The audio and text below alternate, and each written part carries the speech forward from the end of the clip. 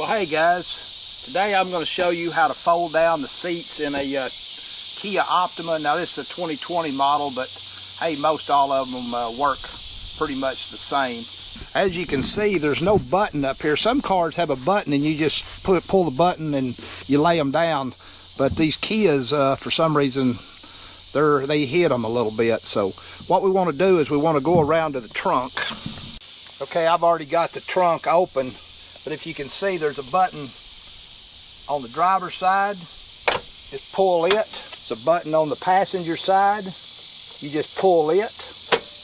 Then all you got to do is just reach in, fold them right down. Fold that one down, then the one on this side fold down. Now you get ready, just push them back. Make sure they click into place. Make sure the seat belt's not in the way. That's all there is to it. Hey, I know that was pretty quick and right to the point, but hopefully it helped you out. Hey, if it did, give me a thumbs up. Subscribe to my channel. Till next time, I will catch you later.